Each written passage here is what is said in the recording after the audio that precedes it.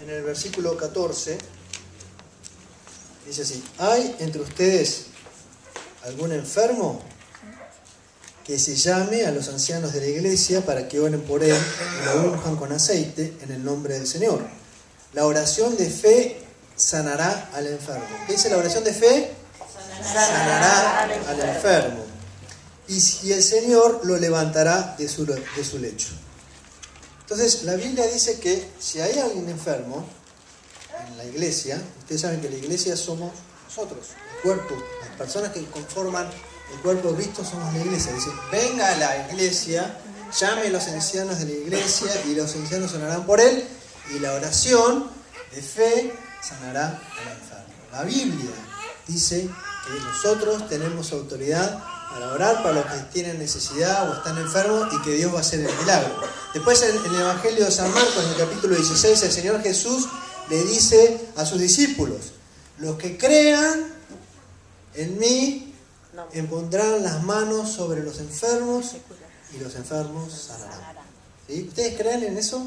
¿Creen que la Biblia es la palabra de Dios?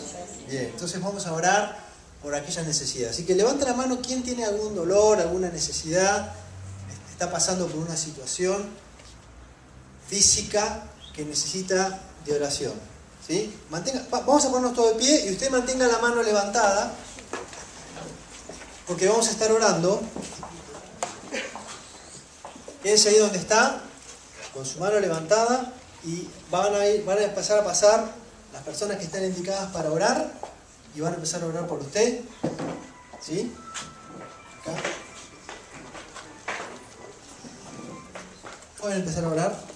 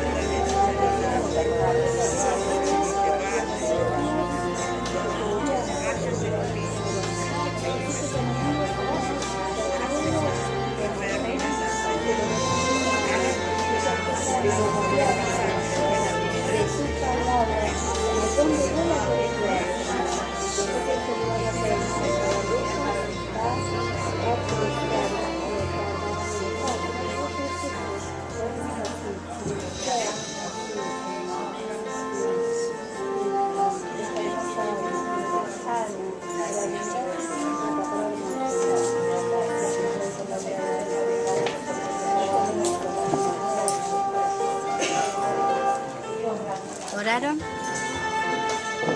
¿Oraste?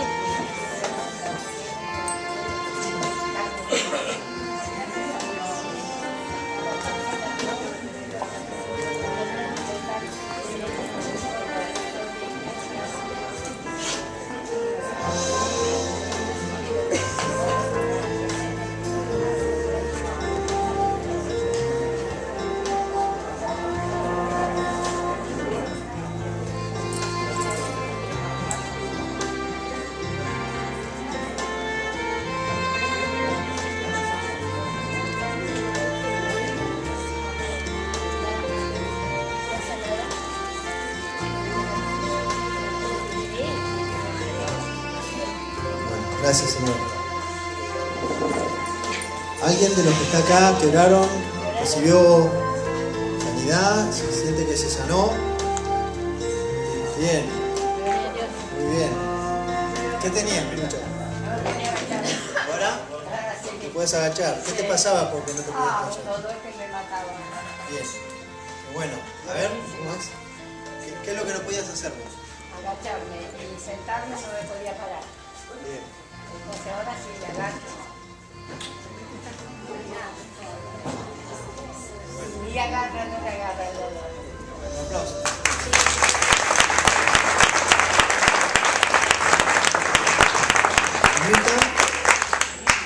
Bueno, yo tengo trastornos de pánico Sí.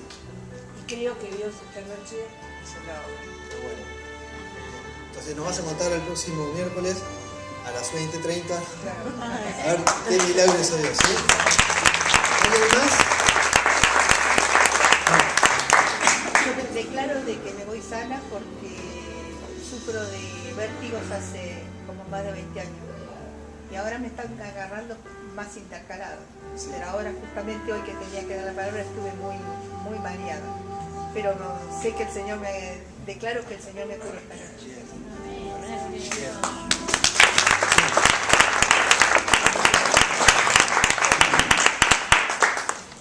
Bueno, damos gracias a Dios. Gracias. Porque dice la Biblia que tenemos que obedecer lo que la palabra dice. La palabra nos manda a orar por los que están enfermos. Y dice que si crees en lo que dice la palabra, Dios se manifiesta a través de la Biblia.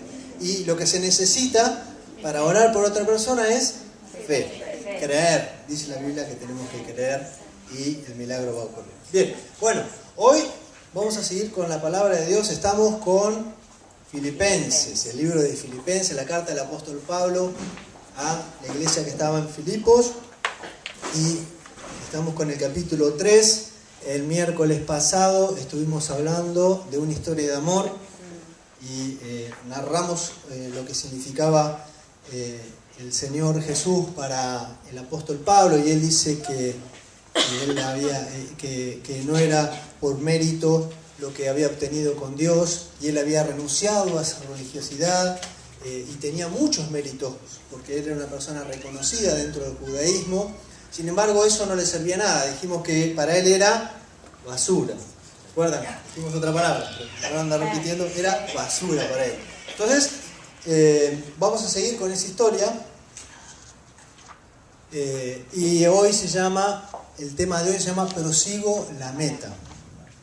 Y el apóstol Pablo estuvo viviendo en la ciudad de Éfeso durante 3 años, y Éfeso era una ciudad griega, y había un lugar para correr, como un estadio, que albergaba alrededor de 10.000 personas, y era la actividad deportiva más importante del pueblo, entonces de la ciudad de Éfeso, y era probable que él haya estado en varias de las carreras, porque en muchas partes de la Biblia él da metáforas sobre los deportistas, y acá está hablando de una carrera, de proseguir y lograr el premio de correr una carrera y ganar esa carrera y ganar el premio. Entonces vamos a leer esta historia que está en Filipenses capítulo 3 del versículo 10 al 16, que dice así: lo he perdido todo con tal de conocer a Cristo, de experimentar el poder de su resurrección, de tener parte en sus sufrimientos y de llegar a ser semejante a Él en su muerte.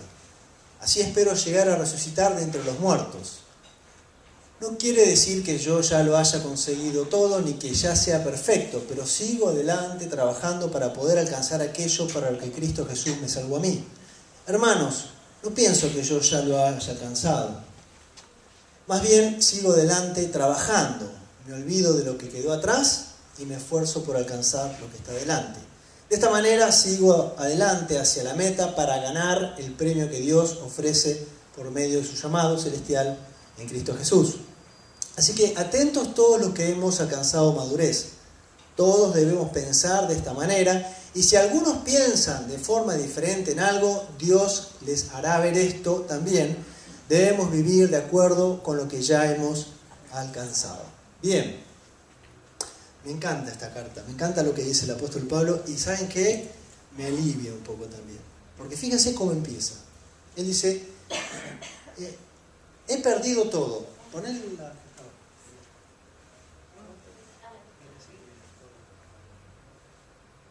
He perdido todo por conocer a Cristo. Todo lo más importante es conocer a Cristo. O sea, el apóstol Pablo quería conocer a Cristo, dice. Yo digo, si el apóstol Pablo no lo conocía a Cristo, ¿qué es de nosotros? ¿No?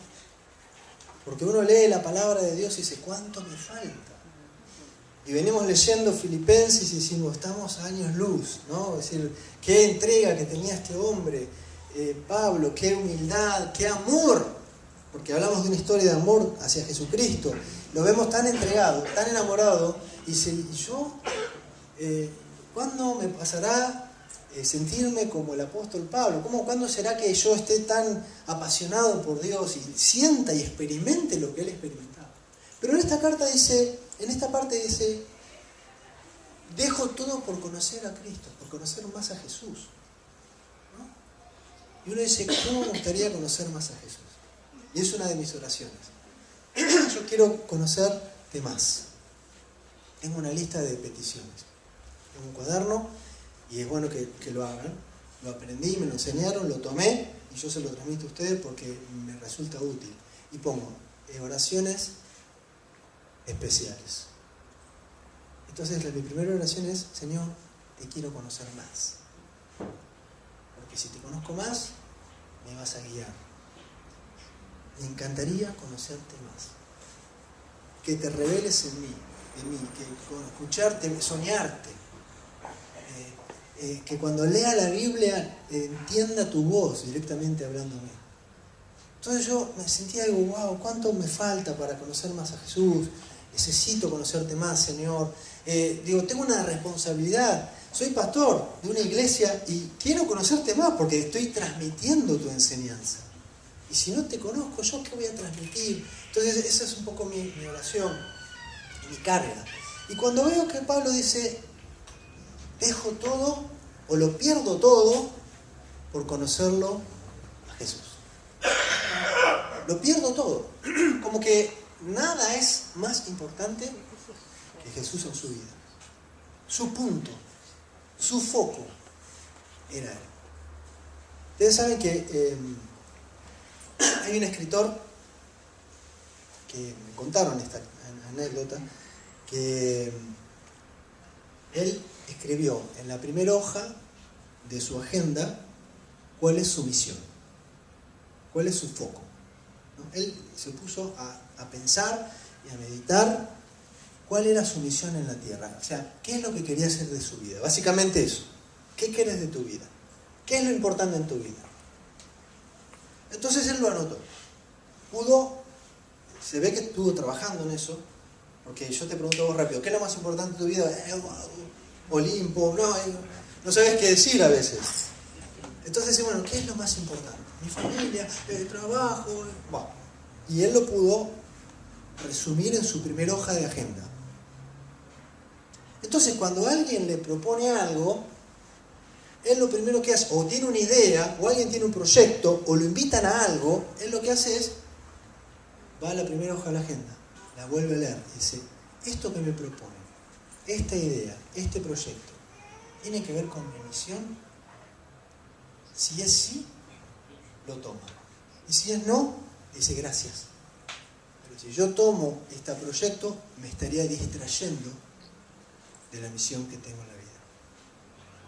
Y a veces tenemos tantas cosas, tantos proyectos, tantas ideas. Y viene uno con una idea y le decimos, qué buena esta idea, me tomo esta idea. Viene otro con otra idea, ahora me tomo esta idea que está buenísima también. Y viene otro y así. Y estamos continuamente haciendo cosas, pero no estamos haciendo nada. Porque nos desviamos de lo importante. Entonces la pregunta es, ¿qué es lo importante para tu vida? Y la segunda pregunta sería, si logras responder esa primera pregunta, sería, ¿estás haciendo lo más importante para tu vida? Estoy leyendo un libro que se llama El poder de hacer menos. Menos. Yo quiero dos. Deme dos. Entonces el tipo dice, el libro, hay un ejercicio que dice, bueno, cerrá los ojos, imagínate que te quedan 3 meses de vida. 3 meses de vida. Yo pensé, noviembre, diciembre y enero. ¿No? Imaginé, me muero. ¿Qué hago?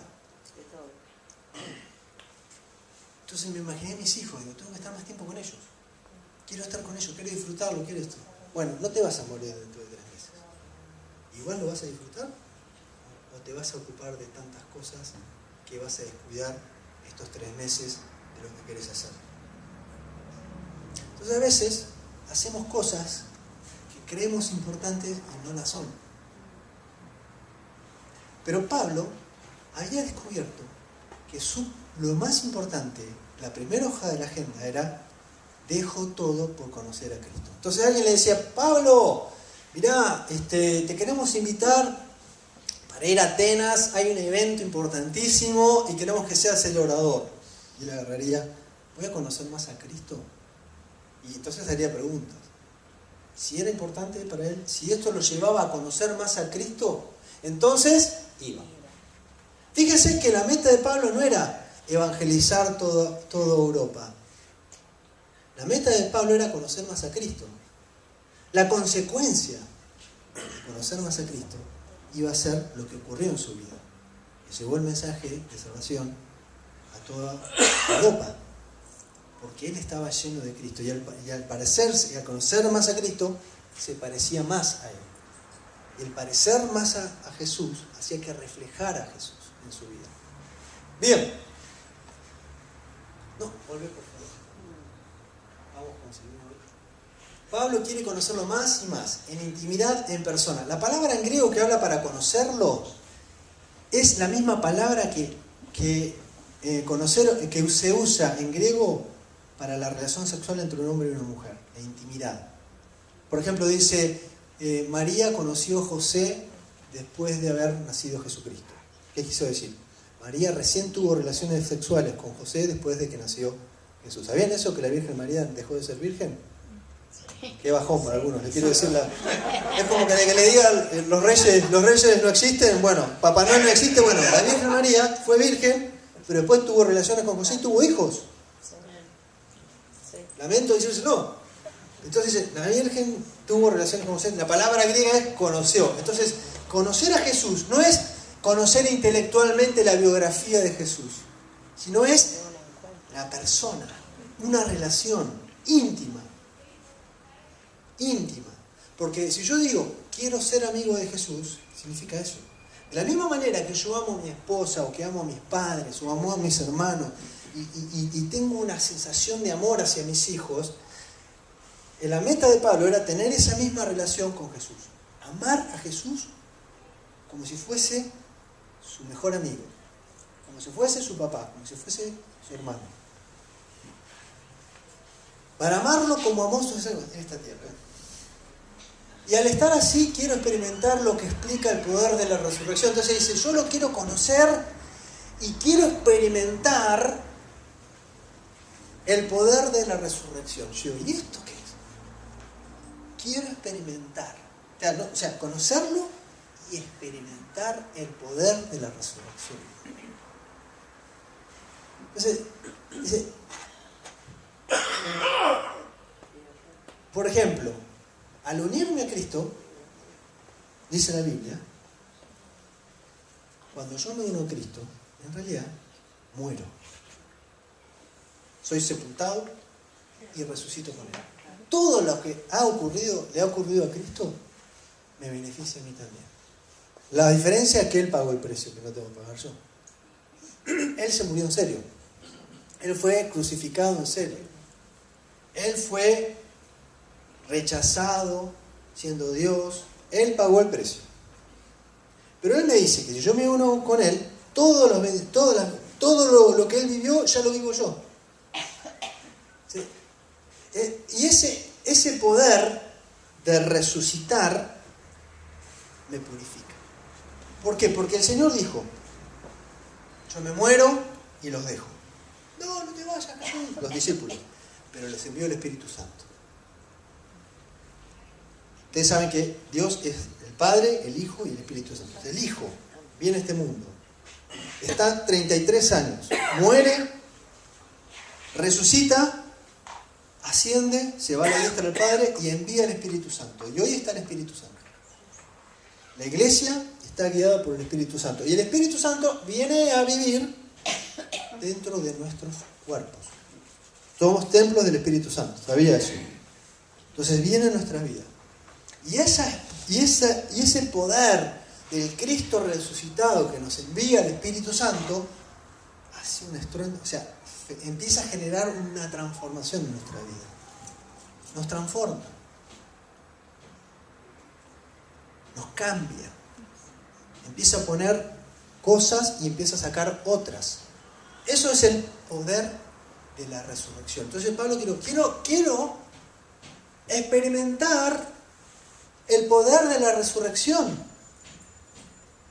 Entonces quiero que el Espíritu venga más sobre mí y quiero conocer más sobre eso, quiero indagar más, quiero experimentar, quiero más experiencia.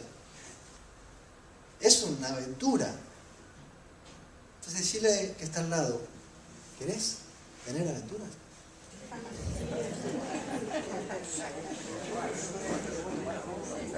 Con dinamita es esto, ¿eh?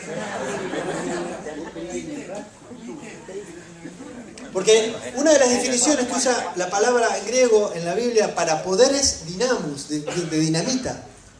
El Espíritu Santo tiene poder explosivo. Entonces no es que viene tranqui, no. Genera una revolución en nuestra vida. Entonces, imagínense, perdón, ¿no?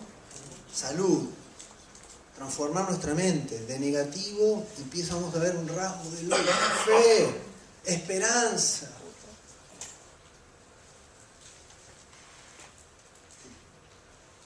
Fíjense lo que dice Romanos 6. ¿Acaso olvidaron que cuando fuimos unidos a Cristo Jesús en el bautismo, fíjense, ¿les suena el bautismo? En el bautismo nos unimos a Él en su muerte, pues hemos muerto y fuimos sepultados con Cristo mediante el bautismo. El bautismo es importante. Es un simbolismo muy importante y es una decisión muy importante en tu vida porque refleja que vos verdaderamente estás unido a Cristo. Yo te pregunto, ¿estás unido a Cristo o no estás unido a Cristo? ¿Tenés un compromiso con Jesús? Sí, yo la amo, pero ¿para qué casarme? Sí, todo es lo mismo, no es lo mismo. Entonces, cuando vos te bautizás, estás uniéndote a Cristo en los papeles. Formalmente, estás diciendo yo estoy unido. ¿Y sabés qué? En el acto del bautismo que te sumergís en las aguas bautismales, soy sepultado con Cristo. Eso es lo que refleja el bautismo. Y cuando salís de las aguas bautismales, resucito con Cristo. ¿Sí? Y estás diciéndolo públicamente. Estás diciendo públicamente, Señor, yo me comprometí con Jesús. Me uní. Estoy unido con Él. Yo creo en Jesucristo y permití que entre en mi corazón. Yo quiero conocerlo más. Yo quiero tener una intimidad con Él. Entonces el acto del bautismo implica eso. Implica una manifestación pública, un compromiso. Porque si te avergüenza Cristo, si vos estás avergonzado de tu novio o de tu novia, no te vas a querer casar porque no querés mostrárselo a nadie, que ni se enteren. Está en lo oculto. Es una relación que la tengo en oculta. Es como si fuera un filo que tengo ahí. Entonces, ¿Jesús es un filo para vos? ¿O tenés una relación de amor pública que no tenés que ocultar? Eso implica. Es un acto de amor a Jesús. Porque dice ¿cómo? Si no estás como avergonzándote de Jesús, cuando en realidad, una vez escuché, nos avergonzamos de Él, cuando en realidad nos tendría que dar vergüenza. Él se tendría que avergonzar de nosotros y Él nos ama. Entonces, dice, y tal como Cristo fue levantado de los muertos por el poder glorioso del Padre, ahora nosotros también podemos vivir una vida nueva. Dado que fuimos unidos a Él en su muerte, también seremos resucitados como Él. Entonces Él dice, bueno, yo quiero vivir eso, quiero vivir el poder de la resurrección. Quiero experimentar la nueva vida.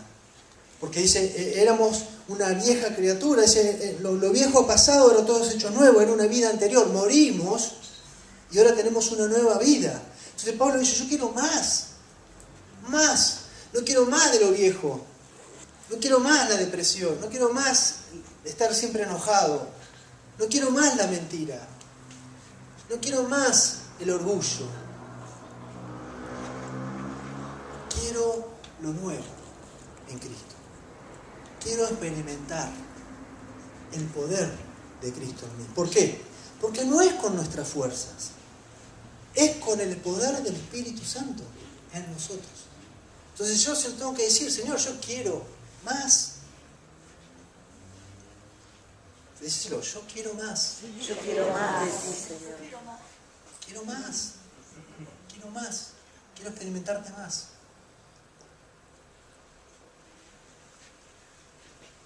El Cristo resucitado nos envió el Espíritu Santo a morar a nuestros cuerpos y nos dio una vida nueva. Cuida tu cuerpo. El cuerpo pasa a ser importante. Vos no podés decidir acabar con tu vida, porque no es tu vida, es la de Dios. Porque Él pasa a ser el dueño de tu vida. ¿Quién sos como para decidir cuándo vivir, cuándo morir? Si el dueño de tu vida, de tu cuerpo, de tu físico, es Cristo. Y si el dueño de tu físico es Cristo, cuídalo. Cuídalo.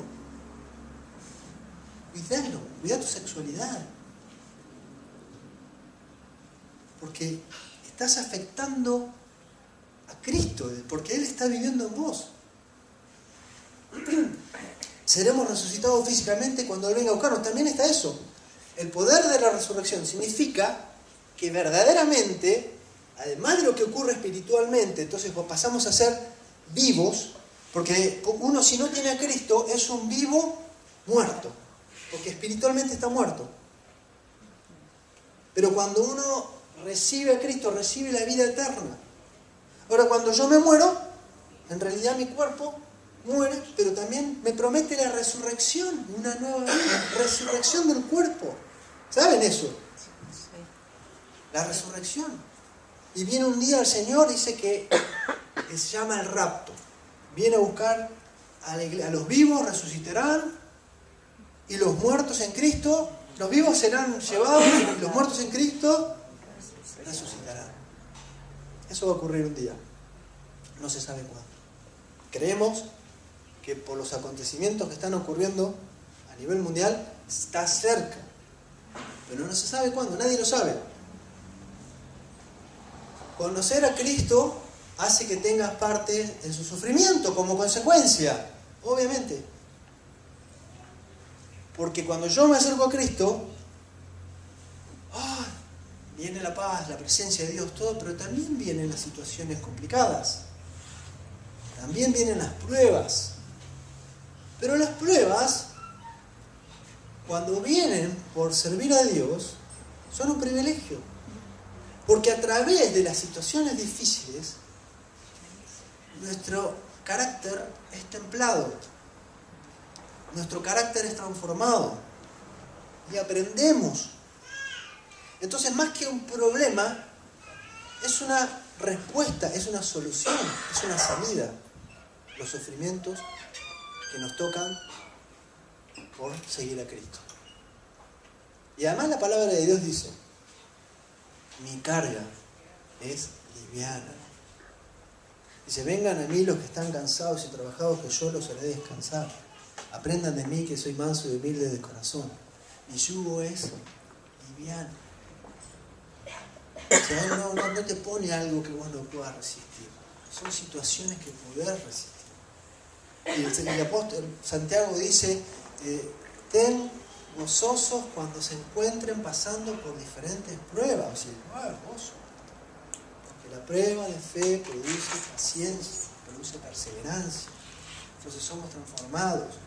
Y si antes respondías mal a la primer bocinazo, ahora tienen que tocar 5 bocinazos. ¿Sí?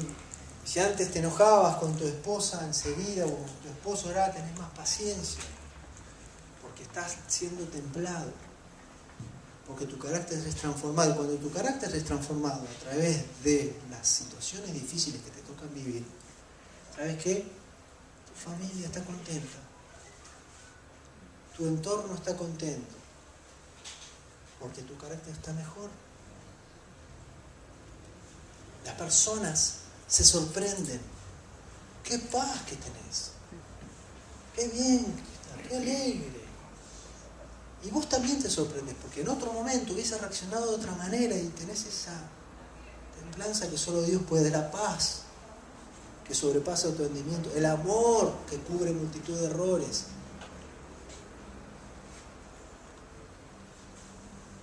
Me transforman el carácter, el sufrimiento, me identifican con Cristo, porque también uno puede entender lo que hizo Cristo. Nosotros podemos sufrir una milésima parte de lo que Él sufrió, inmerecidamente. ¿Se acuerdan que leímos, que estuvimos hablando, que Él se entregó,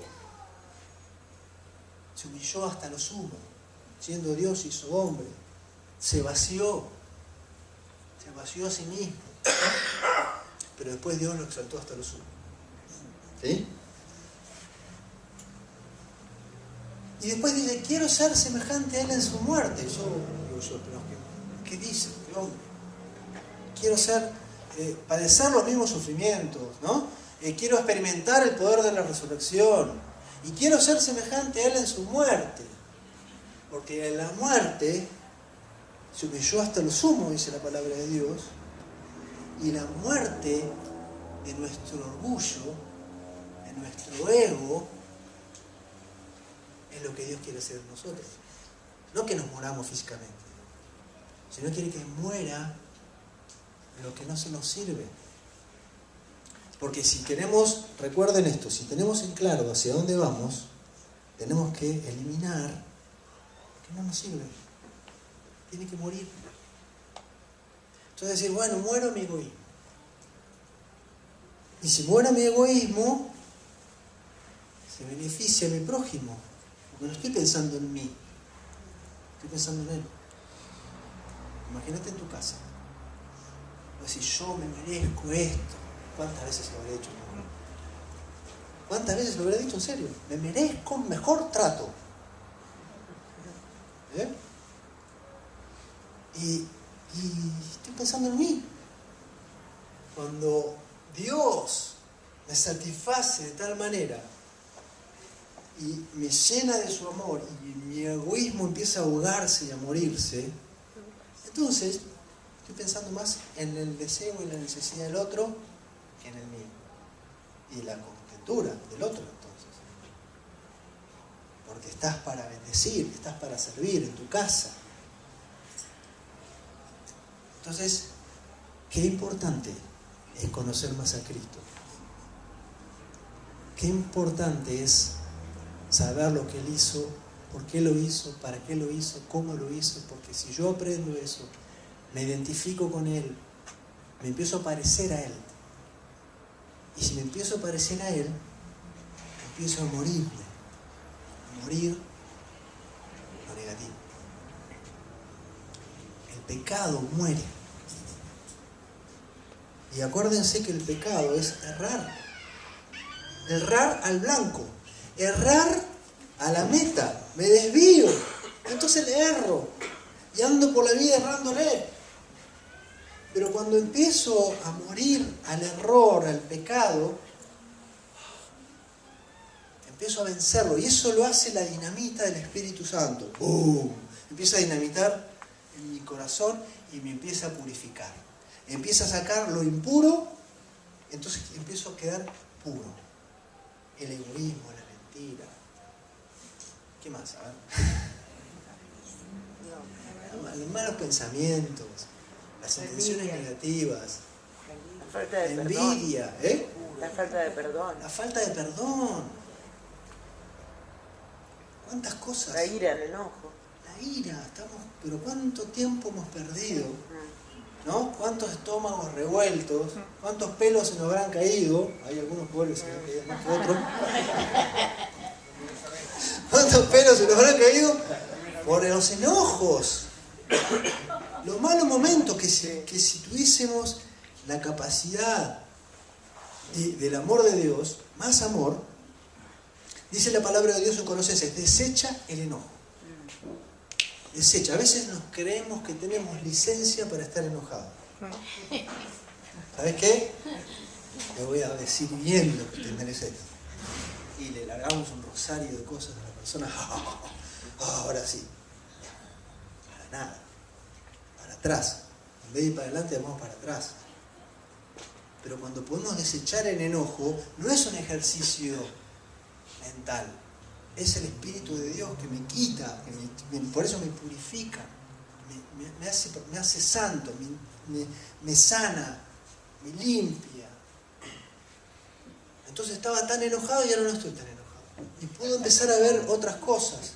Porque como el amor cubre multitud de pecados, entonces cuando yo no tengo amor, veo todos los errores. Todos. Soy especialista en error. Del otro, no mío. Pero cuando el amor los cubre, no los veo. Y como no los veo, ¿qué veo? Veo lo lindo, veo lo bueno. Entonces tengo pensamientos buenos hacia mi prójimo y lo puedo amar.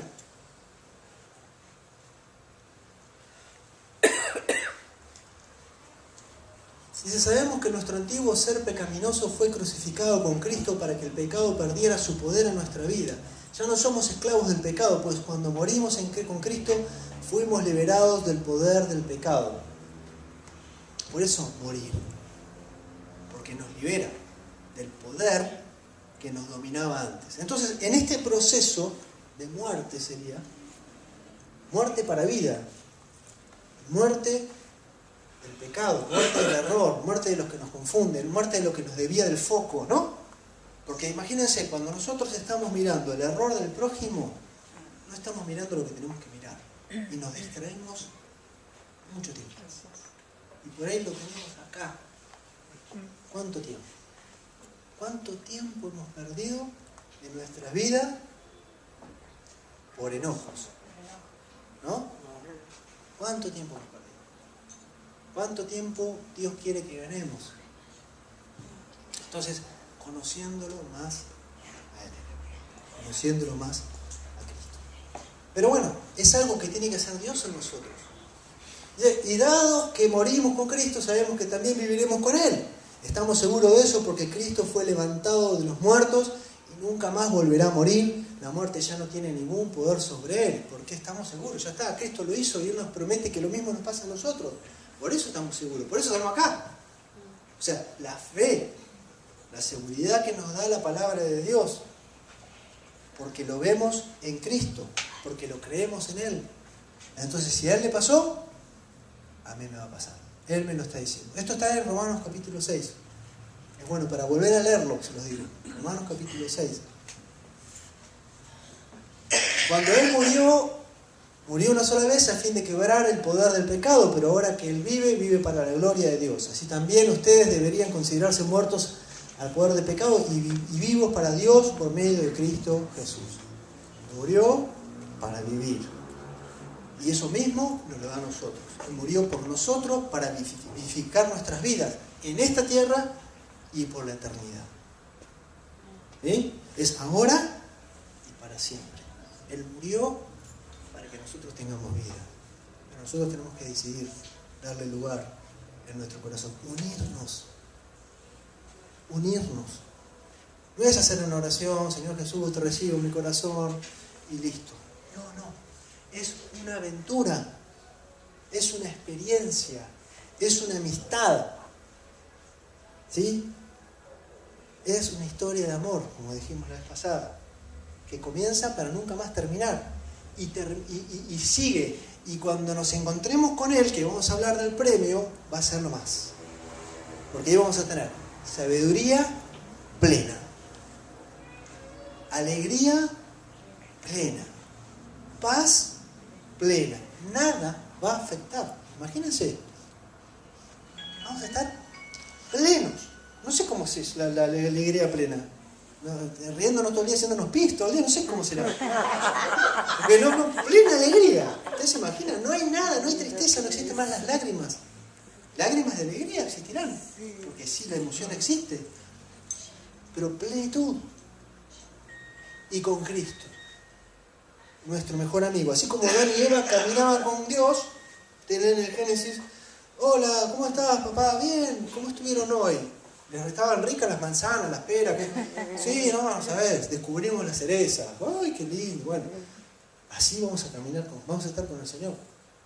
En una relación de plenitud. La muerte ya no tiene poder sobre nosotros. El pecado perdió poder en nuestras vidas. Eso es lo que decía Romanos 6. Estamos muertos al poder del pecado, vivos para Dios. Muero el egoísmo y deseo la bendición de los demás. ¿Sí? Entonces ahí, ¿saben qué? Ahí soy luz. Ahí Dios, ¿saben qué hizo conmigo? Me probó y me aprobó. Entonces paso a ser un discípulo aprobado. Y como estoy aprobado, porque muero, Él viene a mí, tengo luz, tengo gracia, tengo amor, tengo paz, tengo alegría, tengo todo. Entonces soy bendición donde estoy. Soy luz. No es que tengo que hacer un curso de evangelismo. Es que la luz de Dios, la presencia de Dios en mí, transforma el resto. Porque Cristo está en mí. Yo me parezco a Cristo. Al conocerlo más, la mente de Cristo está en mí y es como si fuera un pequeño Cristo. ¿Saben que la palabra cristiano era una burla? Se burlaban de los cristianos, de los que seguían a Cristo, y les pusieron cristianos, que significa pequeños cristos. Y quedó cristiano. Somos pequeños cristos, somos como deberíamos serlos. Donde vamos a reflejar el amor de Cristo. La gente tendría que estar con nosotros y decir, quiero tener lo que vos tenés. Y donde vamos, la bendición de Dios nos acompaña. Y el amor de Dios está con nosotros. Nuestra casa es una casa de paz. Los matrimonios son matrimonios bendecidos. Los hijos son bendecidos. Los vecinos se bendicen por nuestra presencia, por la presencia de Dios en medio nuestro. Por eso hablamos por casa como andamos la vez pasada. Porque de eso se trata. No se trata de que Dios me necesita a mí. La verdad que te estoy necesitando un favor. ¿Podés ir a tal lado a predicar en Éfeso, Pablo? No. Pablo lo necesita a Cristo. Te necesito. Quiero conocerte más. Y Él le da y lo bendice, lo bendice. Entonces, como consecuencia de eso, salpica la bendición de Dios por donde va. ¿Entienden? Es sencillo. No es un laburo. Es dejarse llenar de Dios. Es buscar a Dios. Es entrar en esa aventura. Y Pablo lo llama en esa carrera. Entramos en una carrera. En la competencia, en una carrera. Dice, no lo he conseguido todo aún, no he logrado la perfección, sigo adelante trabajando para alcanzarlo, me olvido de lo que quedó atrás, me esfuerzo por lo que está delante. Fíjese, no lo he conseguido todo aún, no he logrado la perfección. El apóstol Pablo dice, no lo he conseguido. Todo lo que estoy diciendo, no lo he conseguido todo aún. Estoy trabajando en eso. Dice el apóstol Pablo, estoy trabajando en mi carácter. Tengo problemas con mi suegra. Estoy trabajando. Tengo un vecino que hace ruido de noche. Estoy trabajando. Él, el apóstol Pablo, el misionero más importante de la historia del cristianismo, dice, no lo he alcanzado. Porque el día que estemos con Jesús, lo vamos a alcanzar. plenamente. Pero estamos en carrera. Entonces él dice, no lo he alcanzado, pero estoy en la carrera. Y corría. Y no paro. Prosigo la meta. O sea, él tenía en claro hacia dónde corría. Cuando no tenemos en claro hacia dónde corremos, corremos como locos. Vamos para allá, vamos para allá. ¿Y a dónde vas? No sé dónde voy, pero voy. ¿Pero qué querés? No sé, estoy ocupado. No me molestes, tengo mucho trabajo. Tengo tantas cosas para hacer. Que me venís a hablar de estas pavadas. Mirá vos. Dice, él tenía en claro hacia dónde iba. Y corría. Porque sabía a dónde se dirigía. Entonces sigo adelante trabajando para alcanzarlo. Me olvido de lo que quedó atrás. Porque a veces estamos siempre, como dice ahí, tiempos eran los de antes. ¿No? Antes sí que era bueno ir a la iglesia. Cuando antes no conocía a Dios, yo era esto y era lo otro. Uno se pasa hablando de cómo era antes. Dice, pero ¿por qué no te quedas como antes? O si estás tan contento como era antes, quédate como era antes. Porque parece que estás dando testimonio de lo que era antes. Y yo me olvidé de cómo era antes. Porque Pablo tenía para decir cosas como era antes. Y era un capo en el judaísmo. Era una autoridad impresionante. Yo lo olvidé. Fue. Pero estoy atento hacia donde voy. No estoy distraído. Porque, ¿saben qué? Yo quiero que hagas un ejercicio. Empezá a correr y empezá a mirar para atrás. Vas a dar un palo. ¿No? O vas en zigzag. Entonces dicen, no mires para atrás.